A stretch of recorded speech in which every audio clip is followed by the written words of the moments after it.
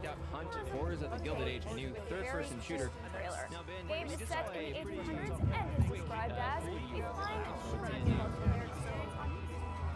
Austin was making a web-based game called Hunt, and the idea was you had 4 friends go in, cooperative play, randomly generated levels. It was pretty bare bones back then, but they had a playable level, and that's what we showed. 4-player versus environment, third person, so it was a very different game. It was more like Left 4 Dead, an action brawler, you just blaze your way through zombie hordes. You're shooting everything in your way, and you're very much on a track, moving forward, trying to get to the next pace. They worked their asses off on that, and they've produced some really, really fantastic stuff.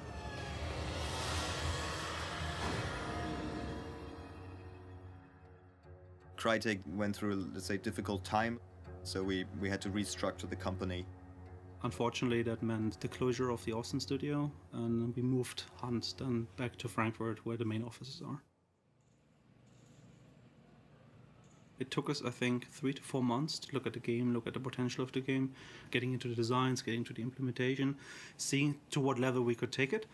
There was a game there. It was just a very different game to what the core competency in Frankfurt has been. 4 days ago, NASA picked up a high-frequency signal emanating from the center of the mountain. Frankfurt Studio has always been making the Crysis games. It's been making the Far Cry game before. This is where the first-person shooter skill set lies. Locate and evacuate. We've done really realistic games in the past, visually. Sandboxy games where you can freely pick your path and walk through the environment and be creative in it. And we try to go more in this direction. Keep the same name, same sort of setting and era, but the game would essentially be rebooted from the beginning. That is a hard decision to make, and that was not one we did very lightly. You have to match the project with the team. And if the team brings a certain amount of skill set, but the project requires a different skill set, either you need to now adapt to that, which means you need to hire specialists that fill the gap, or retrain people, or you change the project. And we opted for changing the project.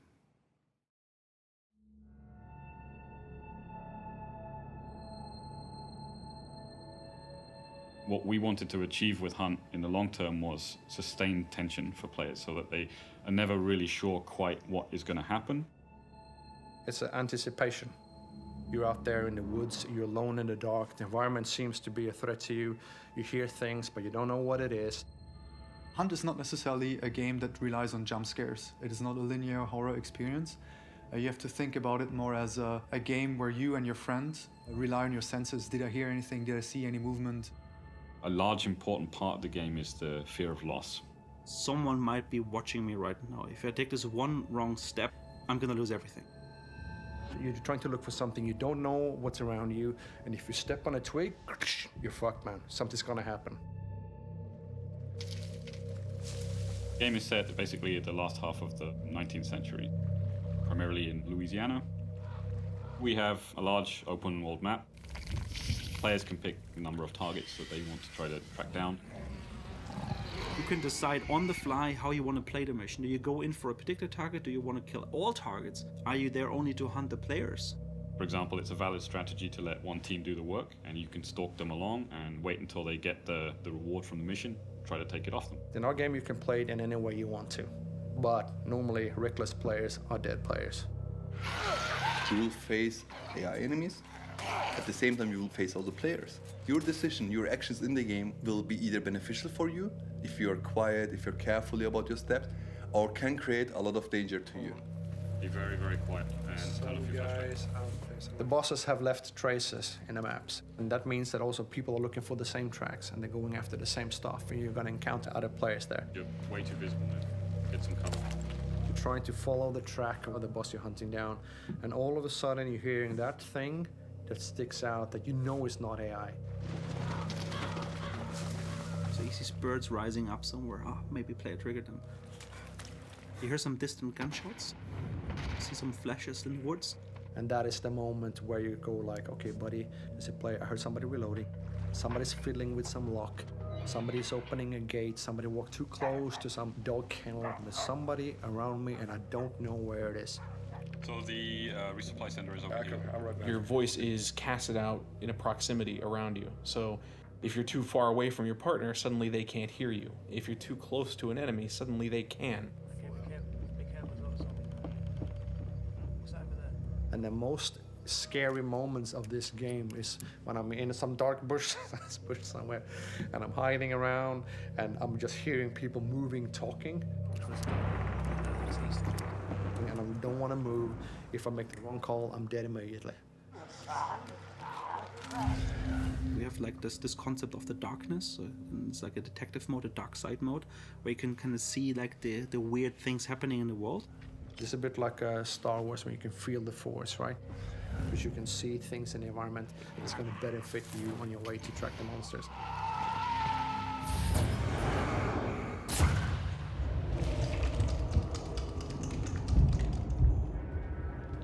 So you're actually at the boss. It's the boss fight. Oh god, the spider's gonna be in here.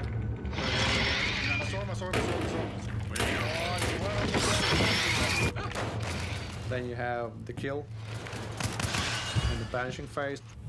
The banishing phase is a defensive mission.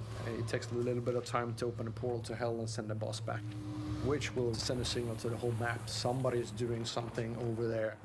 We call it the hunter becomes the hunted. Dogs spot. There's a guy coming in the southwest. And the boss will leave a token, which you will take up. Now you need to get the fuck out of dodge. Let's go.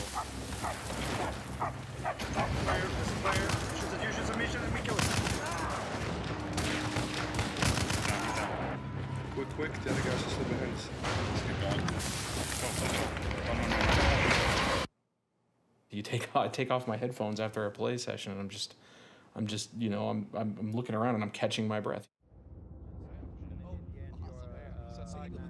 We're here with Magnus and Chris, and we're going to be talking about Hunt Showdown. This is the kind of game that I enjoy playing, and I think that's probably the best situation to be in when you're working on something. Being able to work on the product you would really like to play yourself day in out. This is a great opportunity. This game was all about gameplay. It was gameplay first from day one on, and we played very ugly looking maps that were just gray boxes most of the time until it was fun. When you talk about your game and then you say it will be intense, it will be risk-reward and stuff like that, yeah, that's what producers and people say, right, when they do a game. But seeing people that are not Crytek and you will hear a lot of people saying, fuck, and like, dude, and what the fuck? Well, how can I play this? I want to play this. There's nothing quite like it out there. I mean, it's from somebody who plays a lot of games. I mean, this is a unique game. Crytek has a reputation for these visual things and the visual fidelity and stuff, but everybody here is a gamer. So within the team, there couldn't be more agreement upon making a fun game.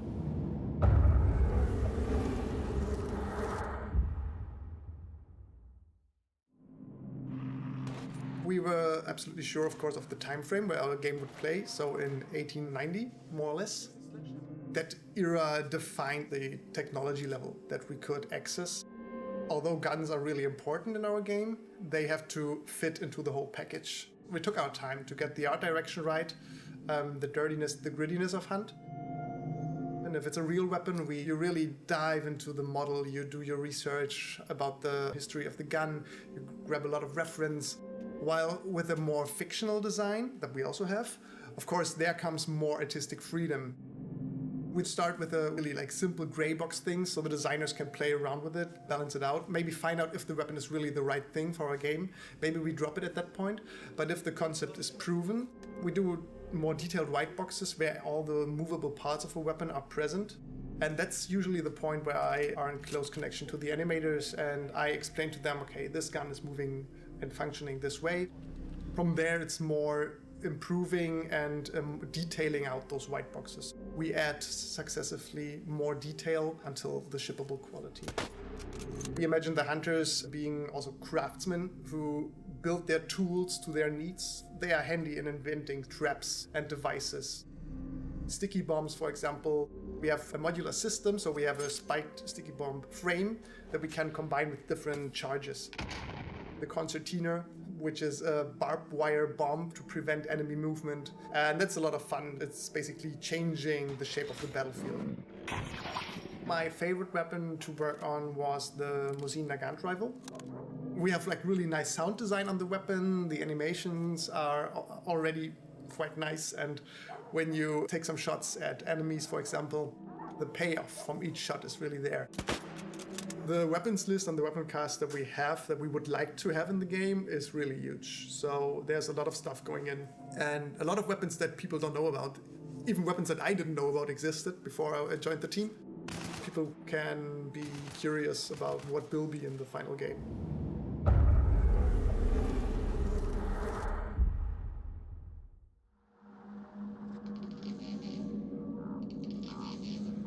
We're going to be a 1K or 1K map, and we're going to fill it with features that works with you or against you. We cannot script it down to the last nut and bolt. It has to be kept to a certain amount flexible to encourage the player to have emergent gameplay come to the fore. It's less about running around killing enemies. It's more about like working as a team, taking the environment into account, playing with the environment. It's really about tactical gameplay.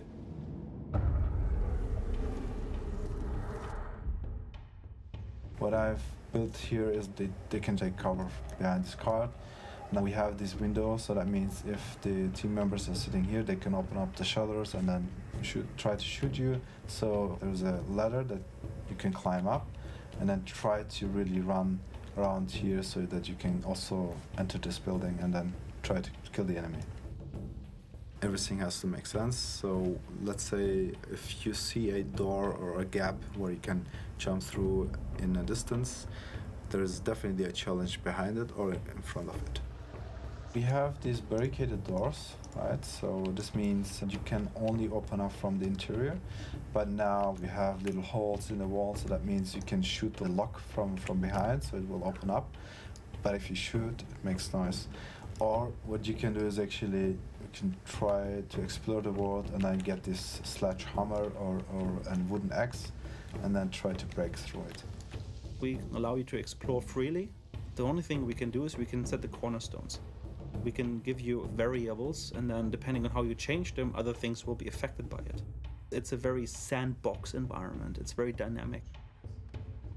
Something we really felt worked well, especially when we were playtesting, was that if you do something in the level and you can give yourself away, that was a really interesting dynamic when people were playing. They would listen out for other players nearby and gunshots or glass being trodden on. Oh, be careful, there are like enemies below us. I call it like player awareness feature. It's like I'm standing here and I'm listening and I'm looking at the world, and what does the world tell me? How you deal with that challenge will reveal or hide your position to other players, right? And we have a lot of those things. Once you open up this gate, you will see all the ravens actually take off. So this already gives a clue to guys inside here. So we'll see all the ravens just flying away, and they also make noise. And then we have these caged dogs. They will start barking. This means there are definitely someone there that can come and kill us. We don't have these scripted events, jump scare moments. So it can happen that you open up a door and there is a zombie behind it, and then it attacks you. And the next one, you open up the door, there's no one inside. It won't be played the same way twice. The things are randomized. We randomize the clue positions, we randomize target positions. The AI combinations will be different. The location of the AI spawns will be different. We have a lot of situations where we don't want players to be able to see what's necessarily around the corner. We want them to slow down and think what's to come, what AI, what monster is in that building and whatnot. If you enter a room, you try to not show everything at once, because you can then immediately see if there's something in it or not. So we put cloth in between, we put broken furniture and rubble piles in the corners to create as much mystery as possible. What made this company is open world, sandbox. You're walking around in a cool environment and you're approaching compounds, and you're doing this in Crysis, right? And if you take a look at Hunt, you are in an open world, in a sandbox world. You're moving around compounds, you're trying to infiltrate them. You have some special powers and stuff like this. A lot of gunplay, first-person shooter. This is why we're doing this game too. I'm playing in the strength of what we know.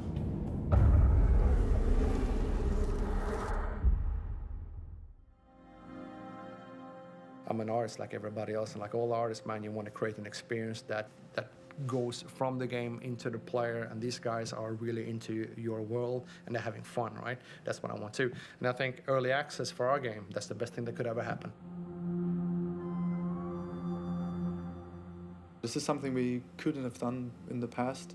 We collected a lot of feedback every time we shipped a Crysis game, but then we had to wait another 3 years in order to implement it into like Crysis 2 or 3. People will play the game and they will give us this feedback, and they can look at the experiences they had and actually tell us about it, and being able to actually do something about it is the coolest part for me of early access.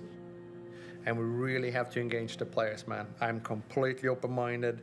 I know that the designers are open-minded. We just need to get what we have in a presentable stage and like sell it correctly. Not overpromise things, just tell it, this is where we are, this is what we're gonna get to. The experience that we ship represents everything that we want the game to be. It's not just a tiny chunk of the game, it is the full game loop that we will deliver. Things might not be as polished as they would be in a final boxed retail product, but obviously once you finalize something, it is really hard to iterate on it. When you keep it a little bit simpler, an iteration, a change that the community suggests is a lot easier to do. Making sure that with the production plans you keep a certain amount of flexibility to adjust to this, to make sure the community feels respected and listened to and cared about. And we really have to step up on that thing, because this game will be our game until we release it, and then it's the players' game. So we're really looking forward to work together with them and create a hunt that not only we like, but they like too.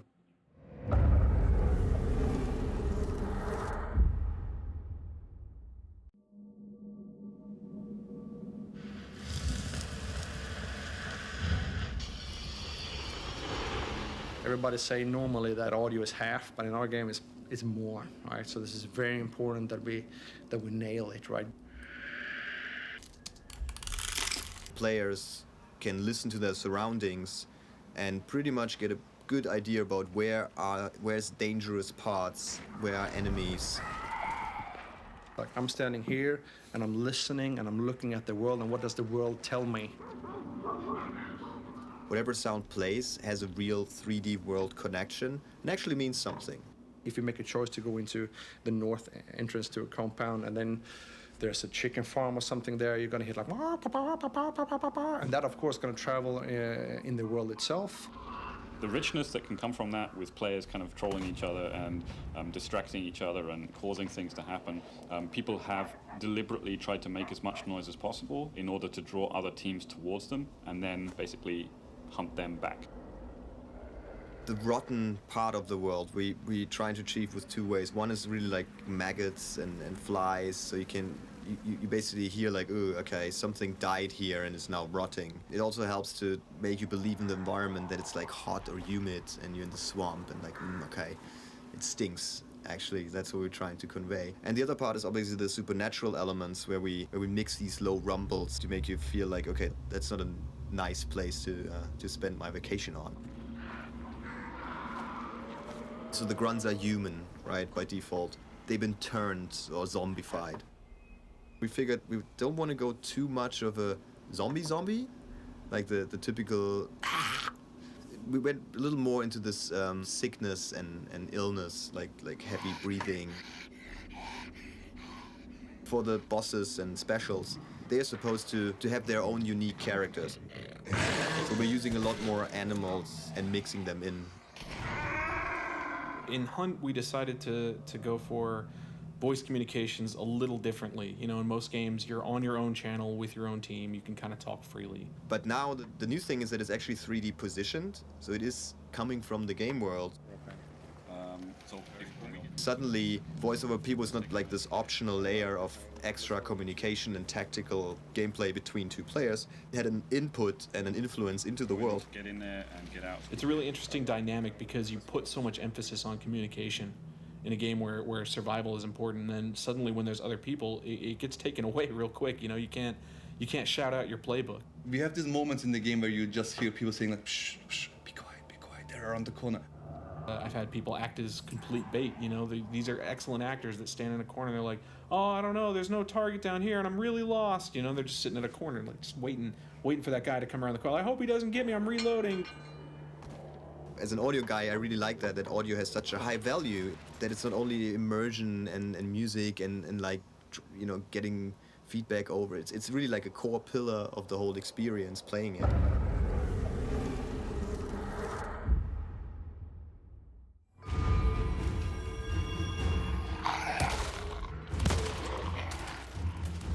Map 1 was a big testing ground. Once the map was out and people played it, we learned so much. We were able to kind of understand how the game actually is being played by many, many people and what compounds work really well and what compounds did not work so well. Until you put several thousand players all running around, all expressing their own play styles, you never really quite know how that's going to work out. The big fishing village, for instance, was something that people didn't like so much. You never felt really comfortable. You got shot from all different directions. And the sawmill was perceived really well and was fun to play, and the level of frustration in there was really low. There is room for actually looking at things and taking a step back and see, okay, what works, what didn't work. The data that we get from players has been invaluable, not only from server data and statistics based on how players play. We also get verbal feedback from them, we get forum feedback from them, and we gather all that stuff up and go through it, and then we see how we can apply that to the new level.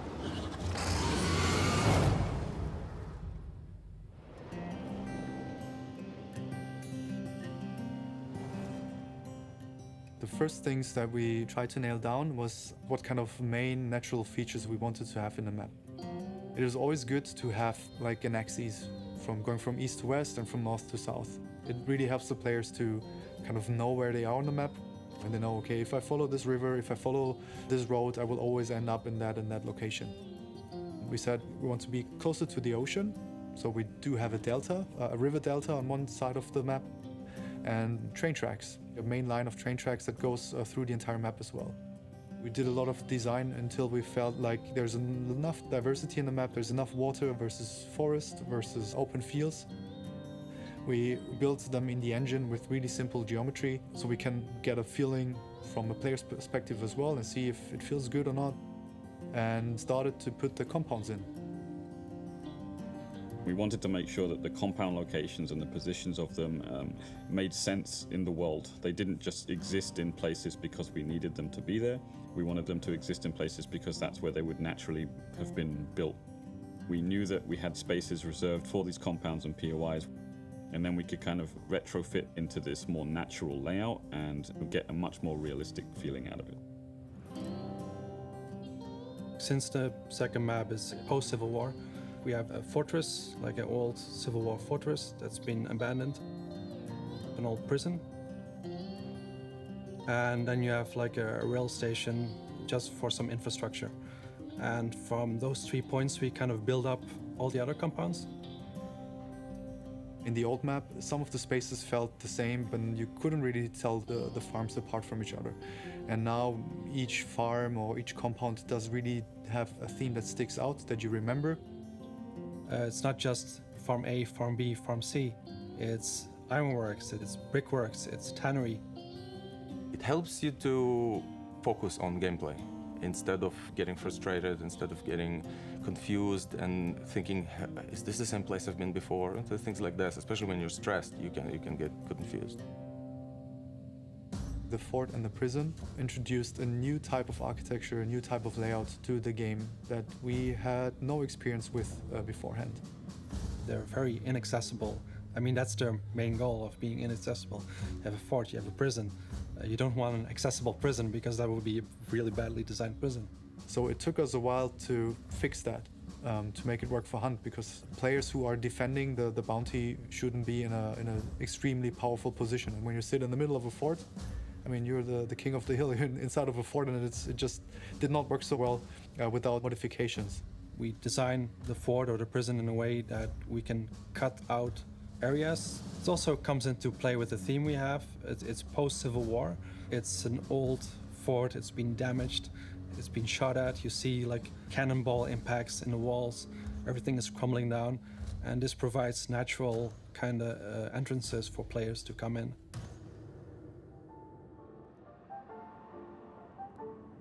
When we established what each compound does, what role it plays in the map, then we decide within each compound what each room was actually for. Thinking of those people who lived and worked there and how all the scenarios, all the day of each person, where they wake up in the village, how they travel to the workplace. Pushing the atmosphere and the feeling of being in a real place that had a history and that gets you a little bit more tense because everywhere you go, You start reading into what you see, and you create your own little story while you're playing.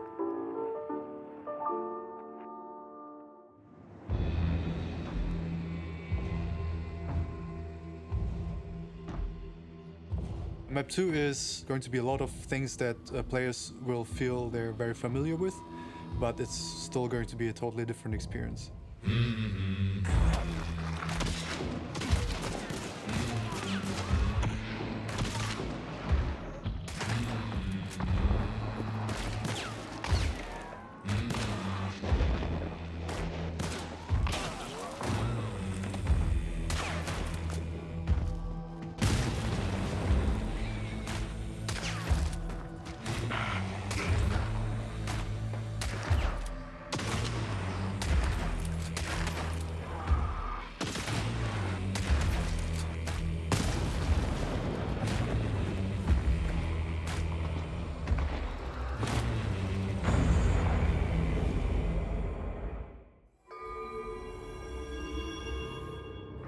Some dark creature, almost like a shadow creature, mysterious, that hunts you. The spider was freakish, don't get me wrong, the butcher also is, but I think this one is a bit more of a disturbing, otherworldly creature. Gameplay-wise, he's a little bit more complex and a little bit more pushed than the spider or the butcher. He'll dictate the fight, so he'll come to you and you have to be prepared for when he does.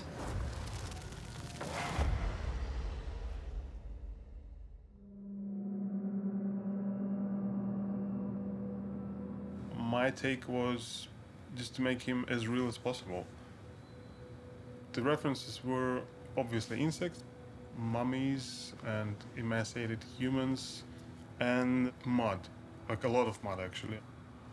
Yeah, I have a big folder with just people covered in mud. I will take the concept and I work up a white box model so we can lock down the feel of the character.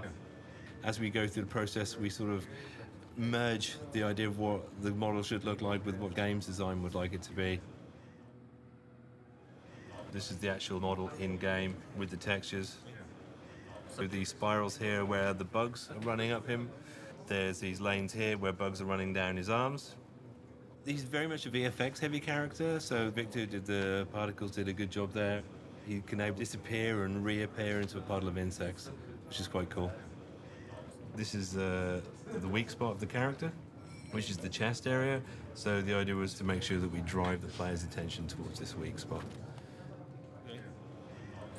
So if I want to make it more bloody in areas, I can add more into it, make it more glossy and more disgusting.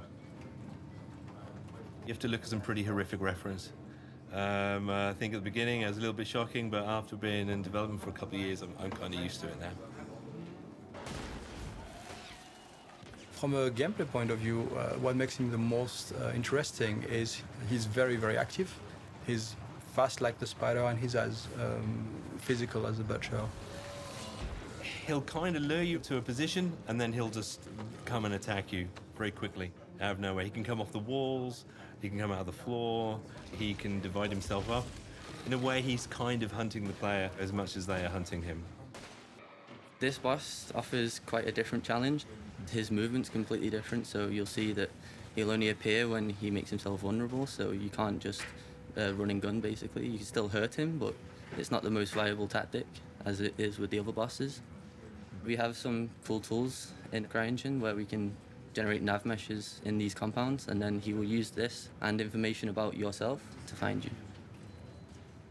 This is the floor that he uses to find paths, so if we say, hey, move to this position over here, he will try and use this blue path. And then on the walls, if the assassin wants to pick a point over here, he can come off this blue nav mesh, go to the green one, and then find a path all the way up here. He has his behavior tree, which dictates what he should do and when he should do it. That is quite a difficult one because he also wants to dictate the fight himself. So he'll move around the compound, try and move around you, try and get you from different angles. It's quite challenging, like technically, but I think it turned out quite well. Knowing that the community is asking for a boss for so long, I mean, the pressure was big and we felt it. And it's not like we didn't want to make a boss, but priorities. And we did I think, a good job at keeping the hunt mentality and try to add something that we didn't have before in our previous bosses.